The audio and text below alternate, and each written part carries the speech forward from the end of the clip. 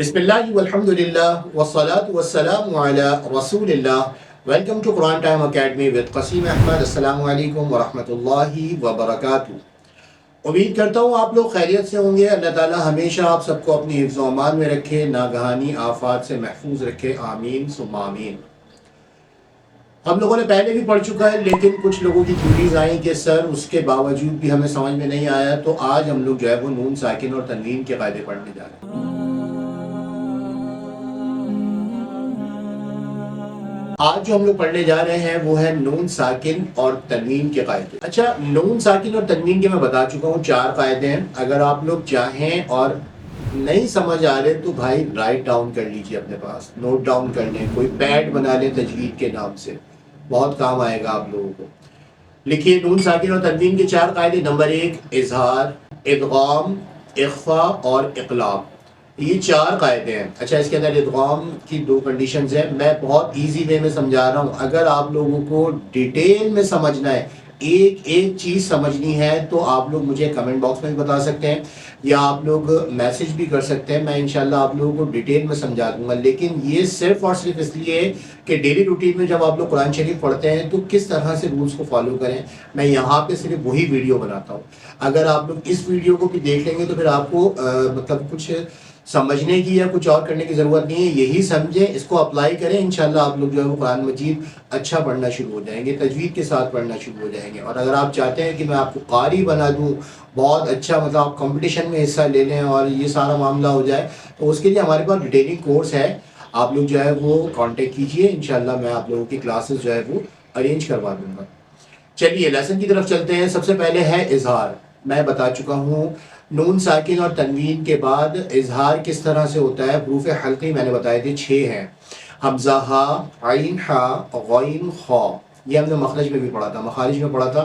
دوسرا مخرج تھا یہ، دوسرا، تیسرا اور چوتھا. ٹھیک ہے. حروف حلقی 6 ہیں. حروف حلقی مطلب جو حلق سے ادا ہونے والے حروف ہیں. نون ساکن اور تنوین کے بعد اگر حروف حلقی میں سے کوئی ایک حرف بھی آ جائے تو وہاں پہ غنہ نہیں کریں گے. اور اس کی مثال میں نے آپ لوگوں کو بتائی تھی، اجر غیر ممنون. اس طرح کی بہت ساری مثالیں ہیں اور میں چاہوں گا کہ ایک میں نے بتا دیے، باقی آپ لوگ بھی ڈھونڈ کے مجھے کمنٹ باکس میں بتائیں. اظہار امید ہے کلیئر ہو گیا ہوگا.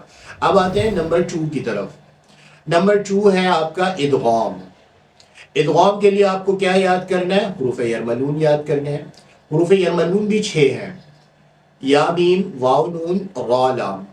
اچھا، اس میں سے آپ پہلے والے 4 نکالیے، یا میم واو نون. نون ساکن اور تنوین کے بعد اگر ان 4 حروف میں سے کوئی ایک حرف بھی آ جائے تو وہاں پہ آپ نے کیا کرنا ہے؟ ادغام مع الغنہ کرنا ہے.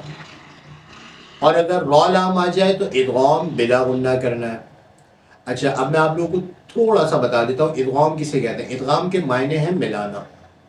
کسی بھی حرف کو دوسرے حرف سے ملانے کو ادغام کہتے ہیں. اب ملا رہے ہیں، شروع کے 4 میں جو ہے وہ کیا کرنا ہے؟ آپ نے ملاتے ہوئے غنہ کرنا ہے. اور دوسرے جو آخری کے 2 ہیں، را اور لام، ان میں آپ نے صرف اور صرف ملانا ہے، غنہ نہیں کرنا. ادغام سمجھ میں آ گیا آپ لوگوں کو. تیسرا جو ہے ہمارا وہ ہے اخفاء.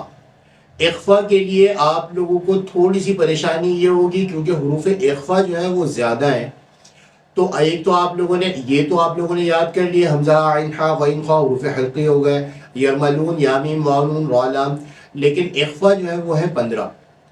اچھا، 15 کا سلسلہ کیا ہے؟ آپ اگر اس کو میرے سیکوینس سے یاد کریں گے تو امید ہے آپ لوگوں کو جلدی یاد ہو جائیں گے. جو سیکوینس میں آپ لوگوں کو بتا رہا ہوں وہ کس طرح سے ہے؟ تا، ثا، جیم، دال، ذال، زا، سین، شین، صاد، ضاد، طا، ظا، فا، قاف، کاف.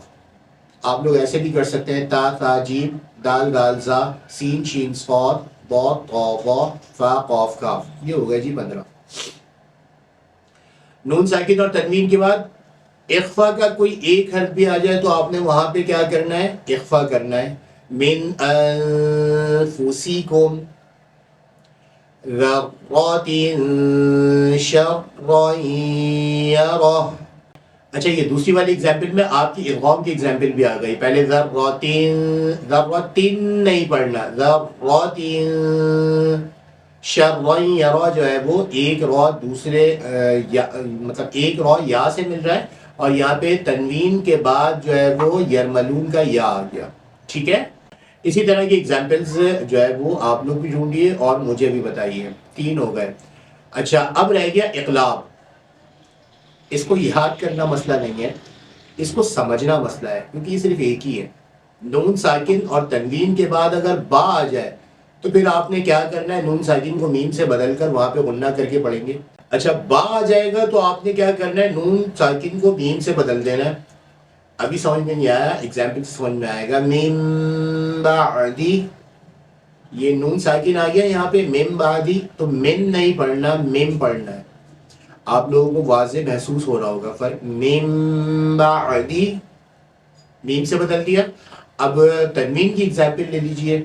امدن بعیدن، امدن نہیں پڑھنا، امدن بعیدن. تو یہ 4 آپ لوگ فی الحال یاد کیجئے اور اس کو اپلائی کیجئے. اور بھی اس سے ریلیٹڈ بہت ساری چیزیں ہیں، میں انشاءاللہ آپ لوگوں کو ڈیٹیل میں آہستہ آہستہ کر کے بتاؤں گا. اگر ساری ایک ساتھ بتا دوں گا تو آپ بولیں گے کہ قرآن ہم ایسے ہی ٹھیک پڑھ لیں، ہمیں نہیں پڑھنا تجوید وجوید.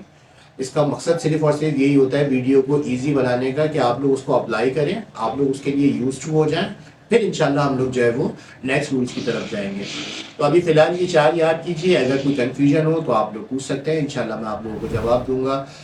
آپ لوگوں سے نیکسٹ لیسن میں ملاقات ہوگی. جب تک کے لیے اجازت دیجیے. قسیم احمد کو اپنی دعاؤں میں شامل رکھیے. السلام علیکم ورحمۃ اللہ وبرکاتہ.